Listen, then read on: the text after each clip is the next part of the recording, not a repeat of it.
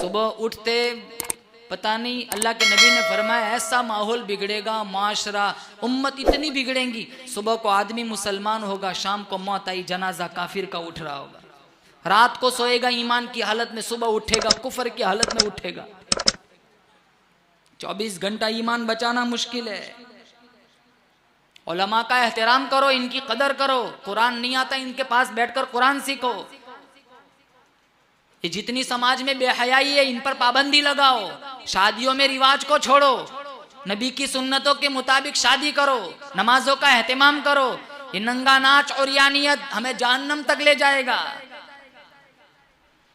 उम्मुल मोमिनीन आयशा सिद्दीका तय्यबा ताहिरा रदियल्लाहु ताला अन्हा हुजरे के अंदर अल्लाह का कुरान पढ़ रही है। कितना कितना लुत्फ मिलता होगा। अरे खुदा की कलाम खुदा का है, जुबान आयशा की है, कितना लुत्फ मिलता होगा। हमारे नबी सल्लल्लाहु ताला अलैहि वसल्लम ने आयशा का कुरान हुजरे के बाहर सुना। हुजरे के अंदर एक छोटा सा सुराख था, ढेला लिया, सुराख बंद कर दिया। इतना एहतमाम फरमाया, हर एक फितने का कोई अंदेशा नहीं। उम्मुल मोमिनीन आयशा रदियल्लाहु ताला अन्हा कयामत तक आने वाली इंसानियत की अम्मा है, कयामत तक आने वाली इंसानियत की अम्मा है। फिर भी हमारे नबी ने इतना एहतमाम फरमाया, इतना एहतियात फरमाया कि आयशा की आवाज उम्मत तक न जाए, ढेला लेकर सुराख को बंद कर दिया।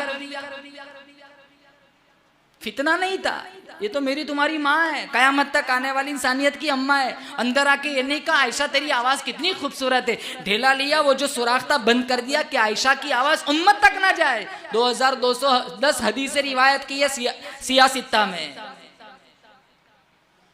इसीलिए अल्लाह का कुरान कहता है वम्ताजुल यौमा अय्युहल मुजरिमून, कल कयामत का दिन होगा, अल्लाह पाक जल्ल शानो की तरफ से आवाज आएंगी, ओ मुजरिमो, आधी आधी रात तक क्लबों में नाचने वालों, जीना फैलाने वालों, बदमाशी फैलाने वालों, मेरे नेक बंदों की सफों से निकलकर अलग खड़े हो जाओ। लियमीज़ल्लाहुल खबीथ मिनत तय्यब, आज नेक और बद की अलग अलग जमातें बनेंगी। तहज्जुद पढ़ने वाला, नमाजों का पढ़ने वाला और नमाजों का छोड़ने वाला, दोनों को एक नजर से नहीं देखा जाएगा। सुन्नतों पे मर मिटने वाला और बर्थडे मनाने वाला एक नजर से नहीं देखा जाएगा। टिकटॉक पे नाचने वाली, आधी आधी रात तक नंगा नाच देखने वाली, शादियों में परफ्यूम लगाकर अपनी बच्चियों को स्टेज पे नचनवाने वाली और सारी रात फातिमा की सीरत, सारी जिंदगी आयशा की सीरत अपनाने वाली, इन दोनों को एक नजर से नहीं देखा जाएगा। लियमीज़ल्लाहुल खबीथ मिनत तय्यब, अलग अलग जमात, नेक की जमात अलग, बद की जमात अलग। कुछ बेनमाजी नमाजियों की सफों में घुस जाएंगे, ये फरिश्ते आएंगे आके कोड़े लेकर और मार मार के इनको वहां से निकालेंगे, इधर हटो इधर हटो। हया पाक दामनी अपनाने वाली और बेहयाई को फरोग देने वाली एक नजर से नहीं देखा जाएगा। इसलिए अल्लाह का कुरान कहता है वला यदरिबन बिअरजुलिहिन लियुअलम मा युखफीन मिन ज़ीनतिहिन, कदम भी उठा उठा के चल, कभी कभी कदमों की आहट से पता चल जाता है जवान चल रही है बूढ़ी चल रही है।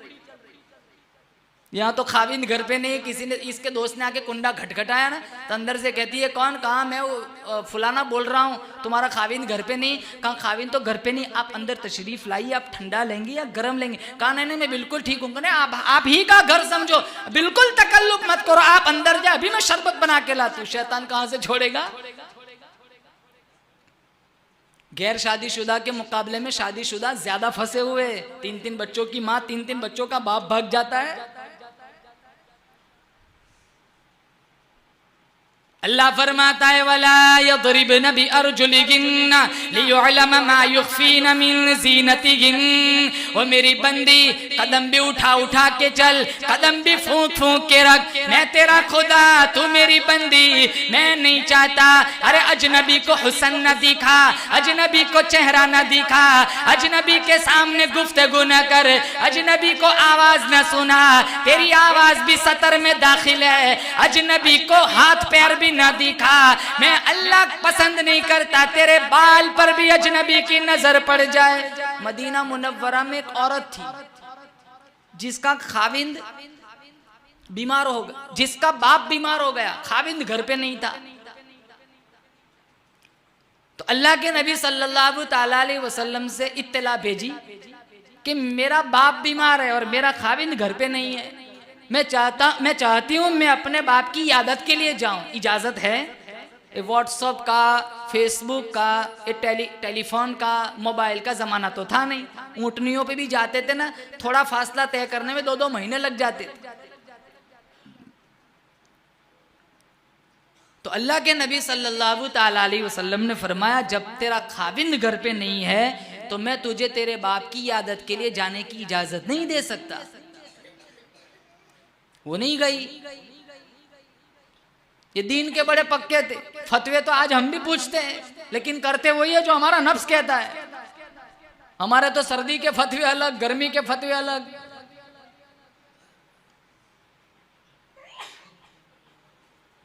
ये मजहब कोई कपड़े नहीं है, सर्दी के कपड़े, गर्मी के कपड़े, जब मर्जी चाहे बदल डालो। हमारे यहाँ तो कुरान बदल जाए, हदीस बदल जाए, कोई परवाह नहीं, मेरी दुनिया संवरनी चाहिए।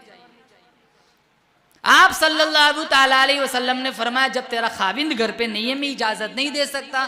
थोड़े दिनों के बाद खबर आई कि बाप का इंतकाल हो गया। तो उस औरत ने कहला भेजा मैं इयादत के लिए तो या रसूल अल्लाह नहीं गई, मैंने शरीयत का, दीन का लिहाज किया, लेकिन मेरा बाप फौत हो गया है, आप इजाजत दे दीजिए मैं मेरे बाप का आखिरी चेहरा देख लूं। कहा तेरा खाविंद घर पे नहीं है, मैं आखिरी दीदार की भी इजाजत नहीं दे सकता।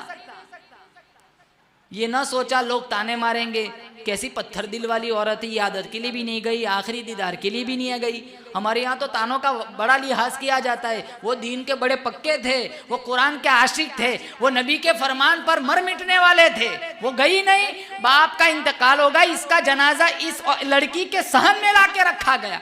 जनाजे की चारपाई को पकड़ा, आवाज और आसमान की तरफ नजर उठाई, कहा मौला मैंने दीन और शरीयत का लिहाज किया है, इसी के बदले में तू मेरे अब्बा की बख्शिश फरमा दे। चंद दिनों के बाद किसी को इसके बाप को ख्वाब में मिला। कहा क्या हुआ? कहा बेटी की दुआ अल्लाह ने कबूल फरमा ली और जन्नत का मुसाफिर बना दिया।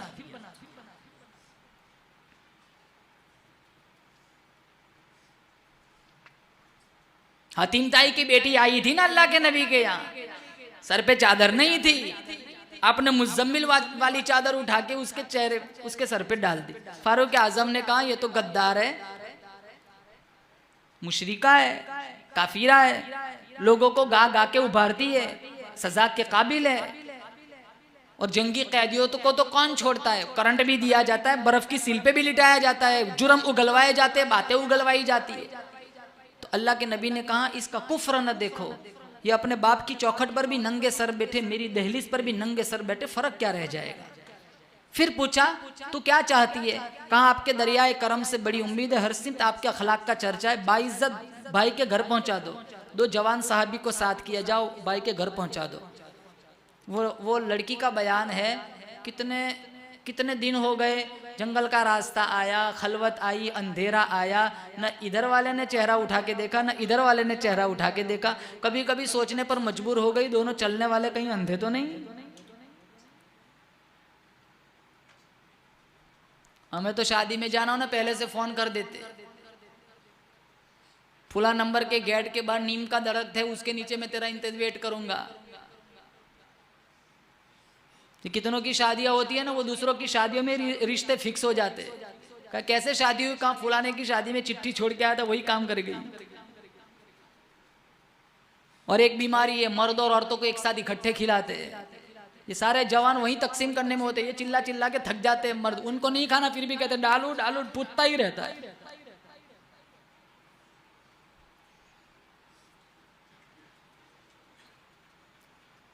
घर पहुंची, भाई ने पूछा अरे तू तो गिरफ्तार हुई थी, बता नबी के दीवानों ने तेरे साथ क्या सुलूक किया? क्या जवाब दिया मुसलमानों? कहा नबी के दीवानों ने जो मेरी इज्जत की हिफाजत की है ना, तो भाई होकर भी नहीं कर सकता। वो भी बड़ा समझदार था। कहा कलमा पढ़ा? कहा नहीं पढ़ा। कहा लो, इतनी रहमत वाली चादर डाल दी जिन्हें देखने के लिए कितनों ने गर्दनें कटा दी, बिन मांगे ओढ़ा दी, बगैर कलमा पढ़े आ गई। कहा कलमा पढ़ती, मरती, उनके बीच में रहती, जन्नत में जाती, तू यहाँ मरता कुफ्र पे, जहन्नम में जाता। दरअसल तुझे लेने आई हूँ, दोनों जाएंगे कलमा पढ़ के इकट्ठी गुलामी करेंगे। 4-4, 5-5 महीने दीन के दुश्मन, मुनाफिक, काफिर, मुशरिक अपनी बेटियों को मुसलमानों के घर छोड़ के जाते थे। जब बिरूनी मुल्क का सफर होता था, कभी किसी मुसलमान सहाबी पर झूठा इल्जाम भी नहीं लगा। एक जमाना था हम गैरों की लड़कियों की मुसलमान इज्जत नामूस की हिफाजत किया करता था। आज हमारे घर की औरतें अपने मर्दों से महफूज नहीं है। अल्लाह ताला से दुआ करता हूँ, अल्लाह हमारे मुआशरे को जन्नत का टुकड़ा बनाए। नबी करीम सल्लल्लाहु ताला अलैहि वसल्लम की सीरत को अपनाकर, सहाबाए किराम की जिंदगियों को पढ़ पढ़ कर इनके नक्शे कदम पर चलने की तौफीक अता फरमाए। अल्लाह इस बस्ती में खुसूसी रहमतों बरकतों का नुज़ूल फरमाए। और अल्लाह ताला से दुआ करते हैं, अल्लाह ताला इस मस्जिद को आबाद फरमाए। देखो आबाद दुआ से ना होगी, इसके लिए अमल भी करना पड़ेगा। आप सारे नियत करें, इंशाल्लाह हम आबाद करेंगे ना इंशाल्लाह आबाद। और रमज़ान का महीना आया ना, आंसू बहाओ। जैसे मौलाना ने बताया ना कि ये आंसू रब को बड़े पसंद है, तौबा अल्लाह को बड़ी पसंद है। हसन बसरी की तौबा का वाक़या तो आपने सुना होगा। बसरा के अमीर तरीन शख्स थे, सुबह उठते तो जाते और जो दुखी होता ना उनकी दहलीज तक उनका सुख पहुंचाते। जहाँ चिराग बुझा हुआ होता वो उजाले का सबब बन जाते थे। हसन बसरी एक दफा सुबह निकले, एक लड़की पर नजर पड़ी, बड़ी खूबसूरत लड़की थी। तो मुसलसल उसकी तरफ देखते रहे। तो वो लड़की पास आई, कहा मातस्ता ही, शर्म नहीं आती, मुसलसल मेरी तरफ देखते हो? तो हसन बसरी ने पूछा मिम्मन, किससे शर्माऊं? कहा यालमु खाइनतल अयुनि व मा तुख्फी सुदूर, उससे शर्माओ जो आंखों की इशारों को भी देखता है, दिलों की बदमाशी को भी जानता है। बात में बड़ा वजन था, लेकिन उसकी खूबसूरती भी ऐसी थी, फिर भी मैं उसकी तरफ देखता रहा। वो फिर आई, बार बार मेरी तरफ देखते रहते हो, तुम्हारे अंदर हया नहीं है? आखिर मेरे वजूद में ऐसी कौन सी चीज है तो तुम्हारे लिए बाई से कशिश है? तो कहा ये तेरी झील जैसी आंखें है ना, मैं उसमें डूबना चाहता हूँ। कहा ठहरो, शायद तुम्हारा मतलब पूरा हो जाए। वो घर गई, थोड़ी देर के बाद उसकी खादिमा आई, एक प्लेट थी जिसमें लाल रंग का रुमाल ढका हुआ था। कहा ये मेरी आकानी ने आपको तोहफे में दिया है। रुमाल हटाया तो देखा प्लेट में उसकी 2 खूबसूरत आंखें थी और कागज का एक टुकड़ा था जिसमें लिखा था इन्नी उरीद ला उरीदु आइनन यफ्ततिनु बिसबबिहा अहदुन, मैं वो आंखें रखना ही नहीं चाहती जिससे एक मोमिन फितने में पड़ जाए। हसन बसरी को बड़ा झटका लगा। वो सारी रात रोए, माफ़ी मांगी अल्लाह से। सुबह उठे तो कहा सारी रात तो अल्लाह से माफ़ी मांगी, चलो जिस औरत ने मेरे लिए अपनी आंखें कुर्बान कर दी उससे भी माफ़ी मांगा हूँ। जब उसकी गली के पास आए तो गली से उसका जनाजा गुजर रहा था। और पूरा दिन इन्हें वापस झटका लगा। रात को सोए, पूरा दिन तौबा की, इस्तिग़फ़ार किया। रात को सो वो लड़की ख्वाब में आई, कहा मुझे कोई नसीहत कर। तो वो लड़की कहने लगी इदा अस्बहत व इदा अमसैत फस्तग़फिरिल्लाह व तुब अलैह, जब भी सुबह करो शाम करो अल्लाह से इस्तिग़फ़ार और गुनाहों की माफ़ी मांगो। अबू हसन बसरी फरमाते उसकी इस एक अमल ने मुझे नेकी की राह पर डाल दिया, एक नसीहत ने मुझे नेकी की राह पर डाल दिया। फिर बाद में वो अपने ज़माने की इमाम और मुक़्तदा बने। मुसलमानों, रातों के आंसू अल्लाह को, और मिशकात शरीफ में जो तहज्जुद पढ़ता है ना, अल्लाह उसका हिसाब नहीं लेगा। अल्लाह हिसाब किताब के बगैर जन्नत का मुसाफिर बना देगा। मैं हवाला दे रहा हूँ, मिशकात नहीं, हदीस मौजूद है। मौलाना साहब आप तहज्जुद की बात करते हो, हमसे तो जोहर नहीं पढ़ी जाती, हमसे तो तरावी नहीं सुनी जाती। इतना बुरा हाल बना के रखा है। यहाँ तरावी अंदर होती है, बाहर बैठ के लूडो खेलते, बाहर बैठ के इंस्टाग्राम चलाते, फेसबुक चलाते। 2-2 घंटे नेट चलाने का टाइम है, 1 घंटा कुरान सुनने का टाइम नहीं है। अरे थोड़ी देर हाफिज साहब ने, अगर मान लो पारा लंबा हो गया, थोड़ी देर हाफिज साहब की तबीयत नासाज है, जल्दी नहीं पढ़ सके, चिल्लाते हैं कि हाफिज साहब आज तबीयत कैसी है, दवा बिया पिया करो यार, जल्दी ख़त्म किया करो, हमें बड़ी भूख लगती है, हमसे 1 घंटा नहीं खड़ा रह जाता। अरे मुसलमानों, अफसोस की बात है, जिस कुरान के लिए हमारे नबी ने मार खाई, आज हम उस नबी का कलमा पढ़ते, नारे लगाते, वो कुरान 1 घंटा सुनने की हमारे पास तौफीक नहीं है। इसलिए ये अफसोस की बात है। अपने गरेबान में झांको, इधर उधर न देखो। ये मुफ्ती दिल में बैठा हुआ, कुछ मसले इसे भी पूछ लिया करो, इंशाल्लाह संवर जाएगी दुनिया और आखिरत। अगर कुरान को सुन लिया, कुरान पे आ गए, नबी नबी की सीरत को अपना लिया, तुम मरोगे यहाँ अपनी बस्ती में, अल्लाह जन्नत के 8 दरवाज़ों को खोल देगा। अल्लाह से दुआ करता हूँ अल्लाह इस बस्ती में खुसूसी रहमतों बरकतों का नुज़ुल फरमाए। या साहिब अल जमाली व या सय्यिद अल बशर मिन वजहिकल मुनीर लक़द नुव्विर अल क़मर ला युमकिनु सनाउ कमा कान हक़्क़ुहु बाद अज़ खुदा बुज़ुर्ग। तो ये क़िस्सा मुख्तसर व आखिर दावाना अनिल हम्दुलिल्लाह।